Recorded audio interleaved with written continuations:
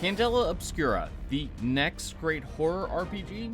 Our honest review of Critical Role's new tabletop game system. You want answers? I think I'm entitled. You want answers? I want the truth! We've talked a lot about Candela Obscura on this channel. After all, it's the first RPG published by Critical Role. But with the core rulebook now available wherever you get your tabletop RPGs, a lot of people are wondering whether it's actually any good. After all, the Quick Start Guide received some criticism for being a little bit too derivative to Blades in the Dark and Bison.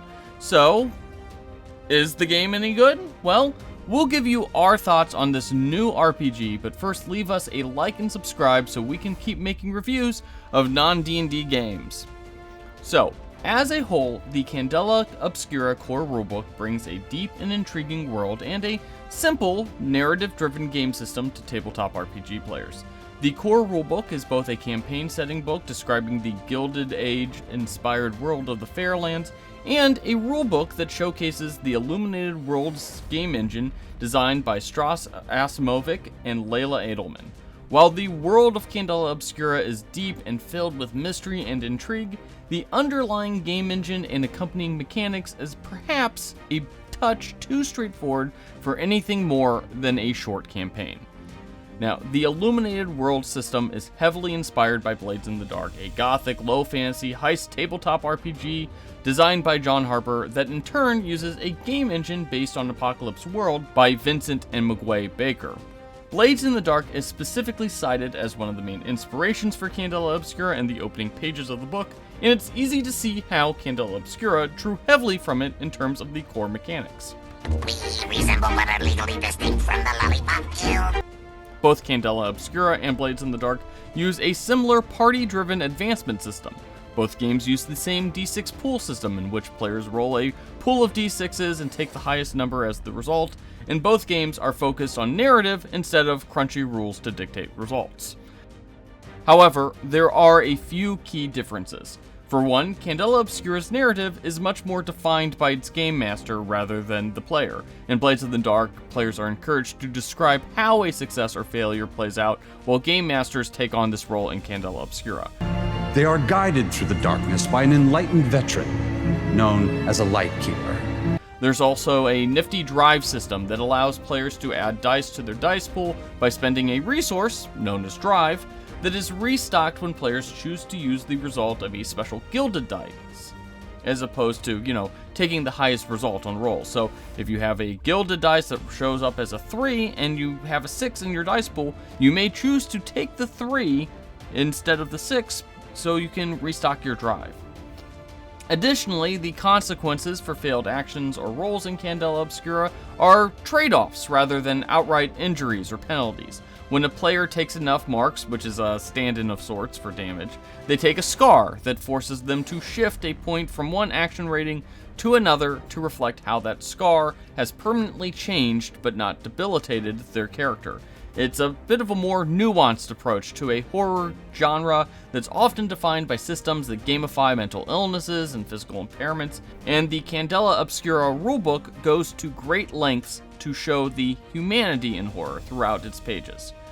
Now, where the core rulebook really shines is in describing the campaign setting of the Fairelands, the region that serves as the home for Candela Obscura's adventures. The Fairelands is set in a post-war atmosphere where emerging technologies such as electricity are mixed with strange alchemy and corruptive magic. While Candela Obscura seemed to at first take inspiration from cosmic horror tropes, it's clear in reading through the history of the Fairelands and the kinds of dangers that populate it that it's just as heavily inspired by occultism and esotericism, as well as gothic horror themes. That in itself lends a lot of flexibility to game masters to tell the sort of story that they want to tell. Reading through the book, it's clear that a lot of labor and love has been put into fleshing out the world of the Fairelands, filling it with a variety of potential narrative hooks and mysteries to explore within the game. All props to Spencer Stark and Rowan Hall, who really spearheaded the design and makeup of the Fairelands and really poured a lot of their soul into this new setting. It's fantastic. Absolutely love it. Now, my main issue with the Candela Obscura core rulebook is that the underlying rule set feels Well, remarkably thin compared to the deep world of the game. The game engine feels like a streamlined adaptation of Blades in the Dark, one that serves well for a relatively contained narrative, but will struggle in a longer campaign-length format. I find it really telling that Critical Role has promoted the Candela Obscura game with 3-session chapters, in the Candela Obscura show, because honestly, I just kind of wonder if the game doesn't really lend itself to longer campaigns. Blades in the Dark had systems in place to keep the players invested in growing their crew's prestige and notoriety. But that system doesn't exist within Candela Obscura, and thus the advancement system feels really simplistic and lacking as a result.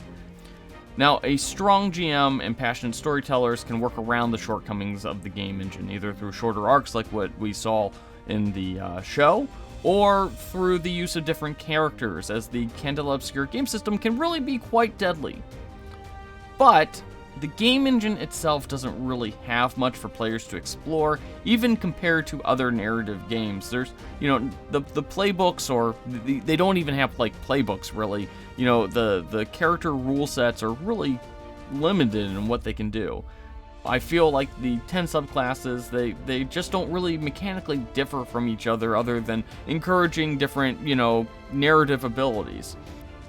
Like I said, I think that the idea of shorter campaigns to prevent players from feeling like their character is growing mechanically stale is pretty much the way to go, because you're really going to quickly run out of things to do with your character. I think that Candela Obscura will thrive at certain tables, especially those who enjoy Powered by the Apocalypse style games, or those who want games where the mechanics only exist in service to the storyline. But I think it will have a one-and-done shelf life at other tables, particularly those who are looking for more mechanical heft to their games. Now, what I'm really curious about is the underlying Illuminated World system and how Darrington Press plans to use it. Will this be a system that's primarily made to launch other strong campaign settings? How adaptable will it be for other genres of games? It seems to do a serviceable job of horror, but how will it do it fantasy, or noir, or other types of genres of games?